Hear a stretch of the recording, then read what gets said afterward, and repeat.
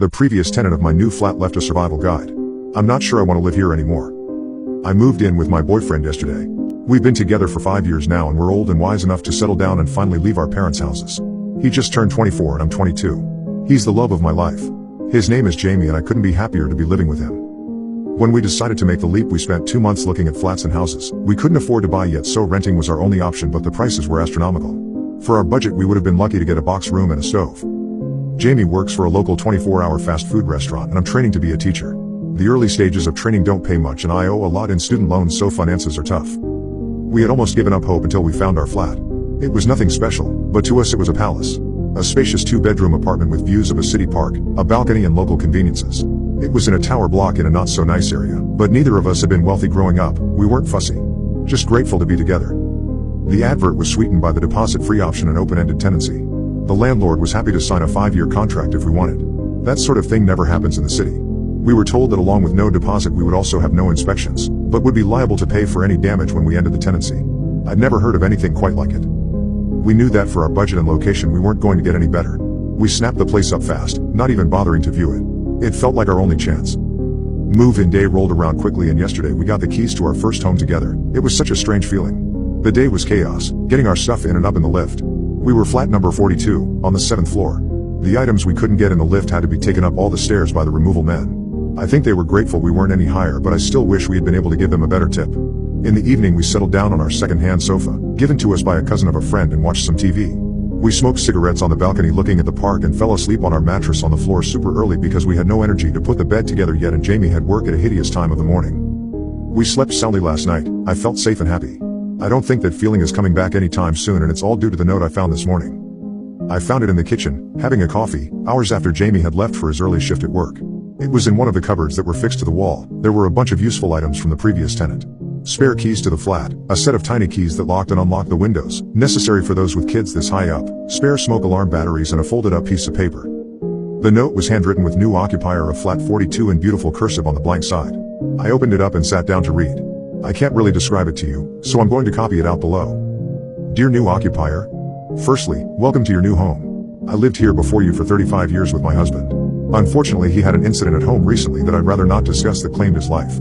My sister has now decided I can't keep up with the demands of the property and has insisted that I move in with her and her husband. I was reluctant at first, but the stairs do kill me at my age, and without Bernie it's filled with sadness.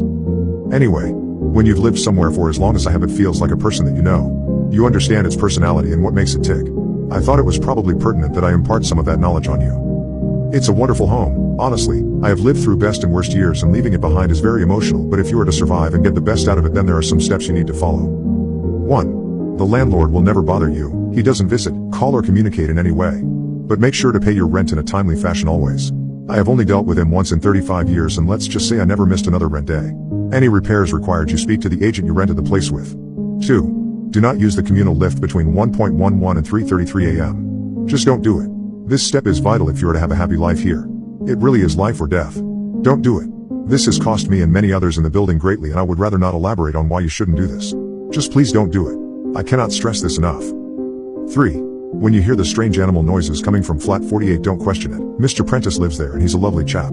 Don't be afraid to say hello to him in the corridor or on the stairs. He's old school, so he never risks the lift, but whatever you do, don't check on him when you hear the noises. You'll know when you hear them. 4.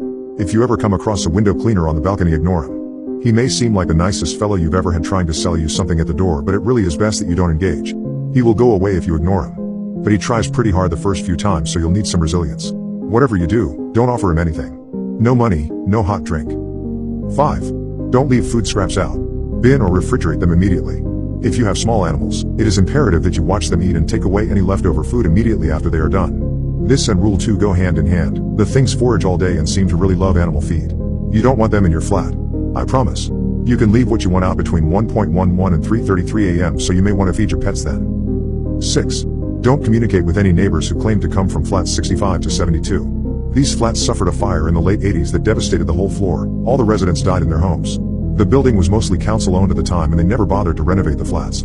They've been empty ever since, but every now and again someone will knock at your door claiming to live in one of these flats and ask to borrow some sugar. They will seem entirely average, but you must shut and lock the door immediately. I installed 2 extra security bolts to avoid these fuckers. I don't like to swear at my age, but they really are fuckers. 7. Simple one for you here. Keep a weapon in each room. Sometimes you follow all these steps and something still slips through the net. Better to be safe than sorry. 8. The building has a committee that will try and get you to join. It's one of those neighbors groups about improving living conditions for all residents. It's a nice group and a lady who runs it, Terry from flat 26, is a fantastic neighbor. By all means get involved. But I wouldn't recommend babysitting Terry's 2 children. She'll ask you, because the poor woman needs a break, but if you accept, don't say I didn't warn you. 9. Stray hairless cats sometimes roam in the hallway. I know they're supposedly a special, expensive breed, but they don't belong to anyone. They're mostly harmless, but don't pick them up. Not unless you see one of those neighbors that claims to live in 65 to 72. Then grab the cat and lock it inside with you. It'll burn your skin a little, but the cats are friendly and I wouldn't want to see them hurt. 10.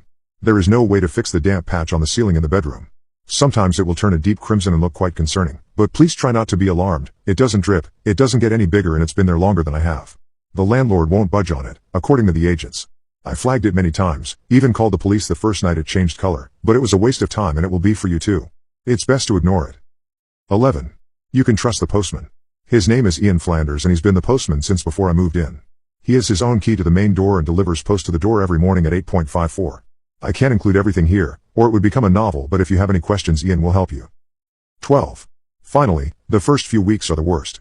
You'll feel like you've made a mistake. I'm sure reading this you already do, but if you can get through the first few weeks, it really is a lovely block to live in.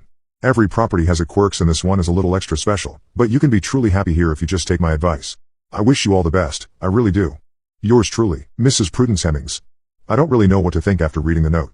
Hopefully it was some sort of joke, but the agent had said the previous tenant was an elderly lady and I can't see anyone named Prudence Hemmings attempting to play practical jokes on someone they'd never met.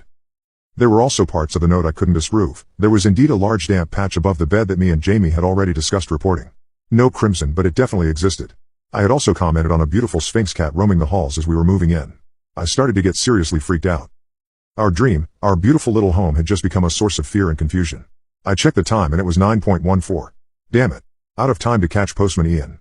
When I opened the door to check, sure enough, 2 letters addressed to a Mrs. Hemmings sat on the doorstep. At about 11:15 my worst fears were truly confirmed when a friendly middle-aged looking man carrying window cleaning equipment knocked on my balcony door. I ignored him. I didn't want to take the risk until I'd spoken to Jamie and showed him the note. I'd texted him all ready to rush home. I felt bad as the man rapped his knuckles against the door for over 10 minutes, but honestly the longer it went on the more I was terrified. My windows were sparkling, and due to our lack of curtains I couldn't even hide from his gaze. I felt so exposed. He stayed for a total of 30 minutes exactly, and never once did he stop looking at me or knocking. He shouted the occasional ultra-friendly line or humble request for a beverage in the heat through the door, but I did my best to avoid eye contact. When he finally left I looked outside every window in the flat, but I couldn't see him on any of the other balconies or see any equipment suggesting he was around. He had vanished completely. Jamie still hadn't texted me back. He must have been having a rough shift. It was a Friday and they were always busy. It wasn't often that he didn't reply. He was due home in around an hour anyway. I read the note probably hundreds of times over. I tortured myself reading it for the next hour, desperately waiting for Jamie to come through the door to tell me it was all crazy and I should relax. I hoped for that so much. But Jamie never came. His shift should have finished around midday, but by 2 p.m. he still wasn't home. I panicked. I cried. I left over 100 voice messages on his phone but got nowhere. I finally decided it had been long enough that calling his work wouldn't embarrass him, and his boss told me that he had never turned up for his shift. I thought about it. What could have happened? And then it hit me. Jamie's shift started at 4 a.m. today. He would have left the flat at 3:15 and taken the lift down the stairs. I don't know what to do. I've tried to convince myself it was all just a big joke. Maybe Jamie wrote the note and got his boss in on it. A voice in my head kept telling me that he couldn't write like that if he tried, but I had to attempt to fool myself.